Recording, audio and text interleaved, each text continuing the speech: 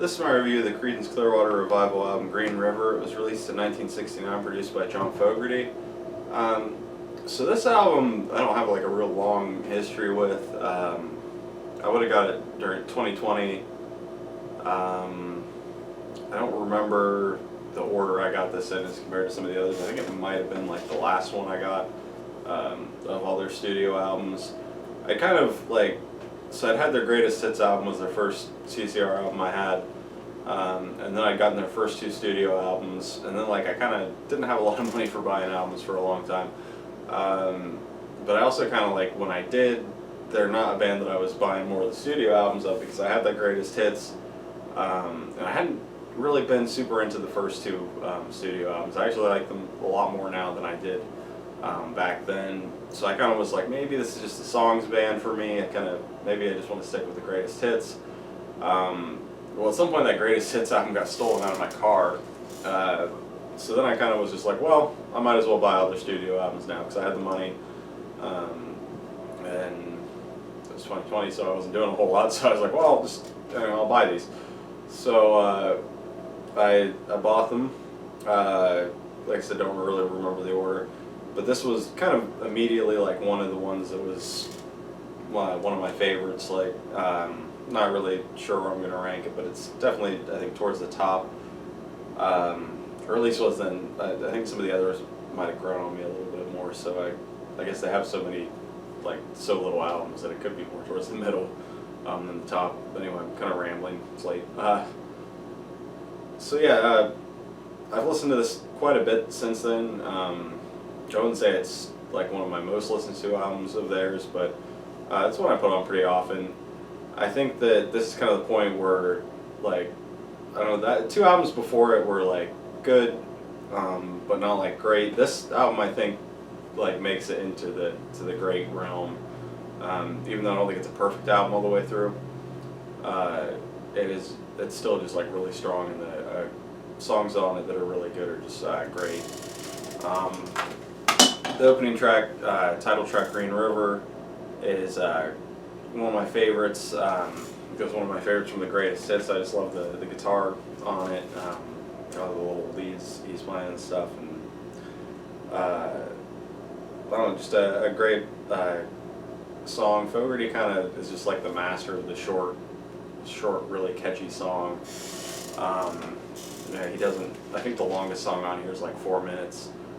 This album just kind of sticks to these really short, catchy songs, which is great. I mean, I do like longer songs. I really appreciate longer songs.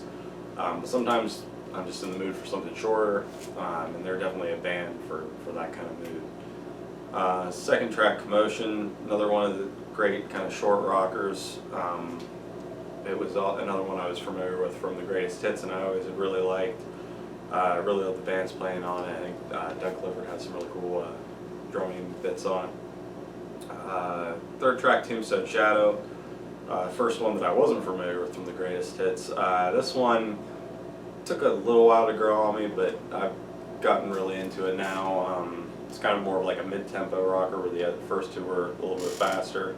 I like the guitar on it a lot. I think Fogerty's just got a great tone on it, and really on this whole album, and just the whole band pretty much. But his guitars just always sound great. The fourth track, Wrote a Song for Everyone. Slower song. I think I read somewhere recently actually that Fogerty didn't really like this one, or didn't really like the way how it came out or something. This one, it's probably like my second favorite song on the album. It's longest. I think it's the longest song on the album. I like when they do these slower, like, I don't know if you call it a ballad, but just the kind of slower songs. I think Fogerty's got a great voice for like the rocking songs, and but I think he sounds really good on these like slower ballad type things as well. And yeah, just a really great track, really catchy. Fifth song, Bad Moon Rising. This was kind of the first song that I really got into by these guys when I was first listening to the Greatest Hits. I think it was like the fourth track. And it was the first one that really grabbed me when I was just sitting down and listening to it all the way through. I think I kind of replayed it again a couple times after hearing it the first time. Uh, Still a great track. Um, just another one of those short, to the point songs. 6-track Lodi is another kind of slowish, ballady type song. This one I was also familiar with from the greatest hits, and it's probably my favorite track on the album now. Just a great song, great vocal from Fogarty. Just a great song. 7-track Cross-Tie Walker. Not like one of the more memorable tracks on here to me, but I like it. I think it's got some cool parts in it, cool bass line, Stu Cook. So yeah, not like one of my favorite tracks, but I like it. 8th track, Sinister Purpose, to me is probably the weakest track on the album. I think that like the band's playing sounds cool. It's got a cool sinisterish sound, I guess.